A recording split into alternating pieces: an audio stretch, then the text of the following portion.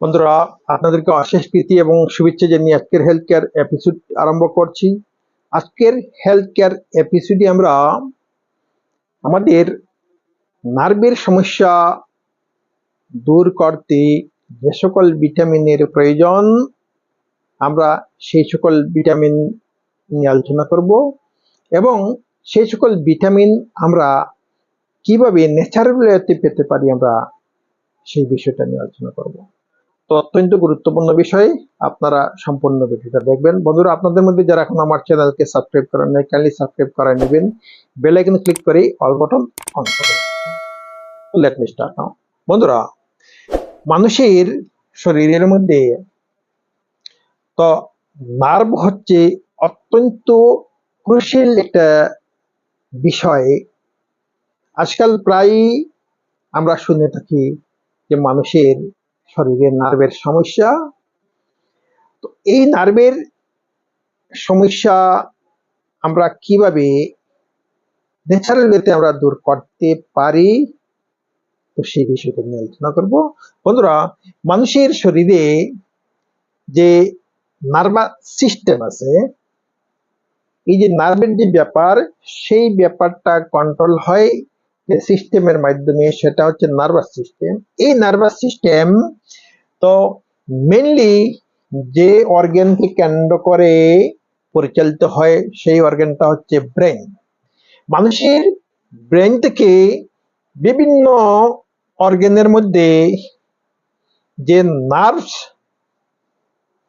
প্রবাহিত হয়েছে, যে নার্ভ গিয়েছে, সেই নার্ভের মাধ্যমে কি হয়, মানুষের শরীরের মধ্যে এই নার্ভাস সিস্টেমটাই পরিচালিত হয়।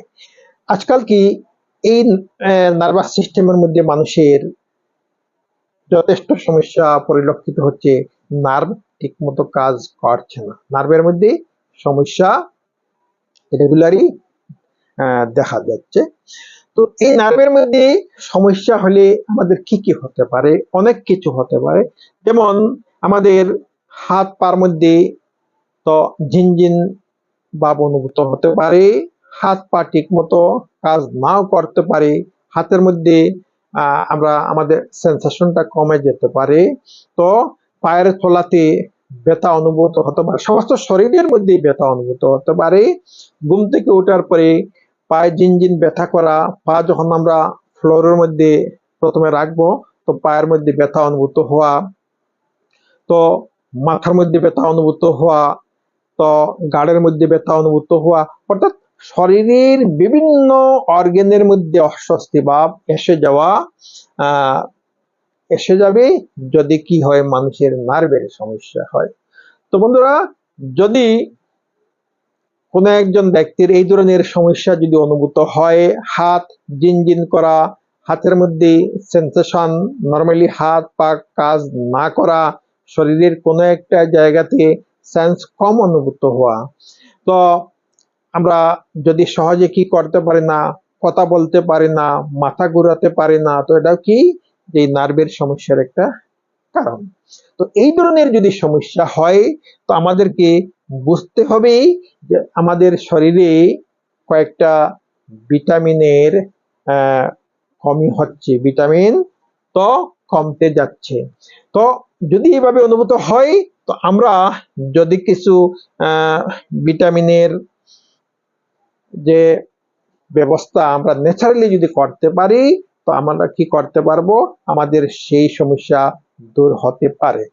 আর যদি আমরা তো এই ধরনের ভিটামিনের ব্যবস্থা করে তারপরেও যদি সমস্যা যদি বাড়তে থাকে, তো আমাদের কি করতে হবে, তো we have to take the advice of a neuro specialist. তো যে নার্ভের যে স্পেশালিস্ট, নিউরো স্পেশালিস্ট বলা হয়, তো এইরকম একজন স্পেশালিস্টের পরামর্শ নিতে হবে। তো বন্ধুরা, তো কি হতে পারে যদি শরীরের মধ্যে ভিটামিনের মধ্যে প্রথম যে ভিটামিন বি1, যাকে বলা হয় থায়ামিন, তো এই থায়ামিনের অভাবে কি হতে পারে, আমাদের শরীরের যে নার্ভ আছে সেই নার্ভের শক্তি কমে যেতে পারে। আমরা পূর্বে শক্তি পেতাম, হঠাৎ যদি অনুভূত হয় যে হাত পার মধ্যে শক্তি নাই, শরীরের মধ্যে এনার্জির অভাব হয়ে গেছে, এই ধরনের যদি অনুভূত হয়, তো মনে রাখতে হবে হয়তো নার্ভের সমস্যা ধরে গেছে, নার্ভের সমস্যা হয়ে গেছে, তখন আমাদেরকে কি করতে হবে, যে মনে করতে হবে আমাদের শরীরে হয়তো ভিটামিন বি1 এর অভাব দেখা দিয়েছে। তখন আমরা ন্যাচারালি কি করতে পারি, তো বিভিন্ন খাদ্যবস্তু থেকে আমরা সেই ভিটামিন বি1 এর আমরা ব্যবস্থা করতে পারি। যেমন আমরা মাছ, বিভিন্ন ধরনের মাছ থেকে আমরা কি আছে, আমরা ভিটামিন বি1 এর ব্যবস্থা করতে পারি। তারপরে আমরা মাংস, বিশেষ করে মুরগির মাংস, তারপরে বিভিন্ন ধরনের শাক সবজি, যেমন মটর, বিন, তো সয়াবিন, ডাল, এই ধরনের শাক সবজি থেকে আমরা কি করতে পারি, আমরা ভিটামিন বি1 এর ব্যবস্থা করতে পারি। নেক্সট যেটা ভিটামিন, সেটা হচ্ছে ভিটামিন বি6। ভিটামিন বি6 যাকে পাইরিডক্সাইনও বলা হয়। তো সেটা কি করে, মানুষের যদি কি হয় যে বিভিন্ন অর্গান কি করতে পারে না, সিগন্যাল ট্রান্সমিট করতে পারে না। যেমন একটা হাতের একটা জায়গাতে কি করলো, মশা বসলো, অন্য হাত দিয়ে যদি আমরা যদি অ্যাক্টিভিটিটা করতে না পারি, বা আমরা যদি একজনের কথা বললো, আমরা ঠিকমতো সেই কথাটা শুনতে না পারি, আমরা মোবাইলের আওয়াজ আমরা যদি ঠিকমতো শুনতে না পারি, তো আমাদেরকে মনে করতে হবে যে আমাদের যে নার্ভগুলা সেই শোনার ক্ষেত্রে, রেসপন্স দেওয়ার ক্ষেত্রে যে নার্ভগুলা কাজ করে থাকে, সেই নার্ভগুলা ঠিকমতো কাজ করছে না। তো যদি এরকম যদি অনুভূত হয়, তো মনে রাখতে হবে এই জিনিসটা ভিটামিন বি6 এর অভাবের কারণে হচ্ছে। তো ভিটামিন বি6 আমরা কি করতে পারি, আমরা ন্যাচারালি এর ব্যবস্থা করে আমরা টেস্টিং করতে পারি, আমরা দেখতে পারি।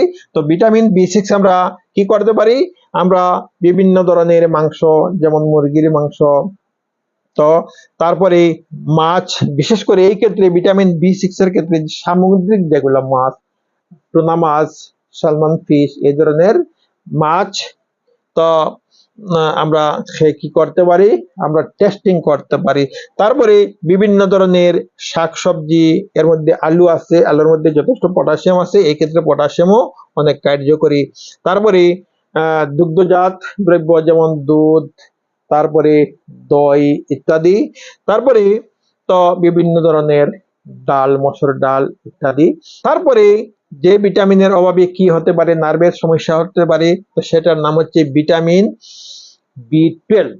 ভিটামিন বি12 যেটাকে অন্যভাবে বলা হয় তো ক্যাবালামিন। তো এই ভিটামিন বি2 অভাবে কি হতে পারে, তো আমাদের নার্ভগুলার কি হতে পারে, একদম ড্যামেজ হয়ে যেতে পারে। এই ভিটামিন বি12 অভাবের কারণে আমাদের নার্ভ কোনো কাজ করতে পারে না, এত উইক হয় যে একদম প্রায় ড্যামেজ হয়ে গেছে। তো ভিটামিন বি12 যদি আমরা কি করতে পারি, সেবন করতে পারি ন্যাচারাল ওয়েতে, তখন আমাদের কি হবে, সেই নার্ভগুলা রিজেনারেট হবে, তাদের কি হবে, তাদের পুনর্বার তারা কি পাবে, শক্তি পাবে, তাদের নতুন ভাবে জন্ম নেবে নার্ভগুলা। তো নার্ভের সেলগুলা কি হবে, রিজেনারেট হবে। তো আমরা ভিটামিন বি12 যদি রেগুলার কয়েকদিন সেবন করে থাকি, তো আমরা বুঝতে পারবো যে আমাদের নার্ভ পূর্বে কি রকম ছিল আর এখন কি রকম আছে। তো ভিটামিন বি12 আমরা কিভাবে পাবো ন্যাচারালি, তো এর মধ্যে আমরা মাংস থেকে পেতে পারি ভিটামিন বি12, মাছ থেকে, মাছের মধ্যে সামুদ্রিক মাছ, যেমন টুনা মাছ, সালমন মাছ যেগুলো আছে, সেগুলা থেকে বেশি ভিটামিন বি12 পাওয়া যায়। তারপরে দুগ্ধজাত দ্রব্য, দুধ, দই বা এরকম মাখন ইত্যাদি। তারপরে ডিম এবং বিভিন্ন ধরনের ডাল থেকে আমরা কি করতে পারি, ভিটামিন বি12 আমরা পেতে পারি। তো বন্ধুরা, আজকে এই ভিডিওটা ভালো লাগলে আপনারা লাইক করবেন। আপনাদের মধ্যে যারা এখন আমার চ্যানেলকে সাবস্ক্রাইব করেন নাই, কাইন্ডলি সাবস্ক্রাইব করে নেবেন, বেল আইকনে ক্লিক করে অল বাটন অন করে রাখবেন। তো আজ এই পর্যন্তই, থ্যাংক ইউ সো মাচ।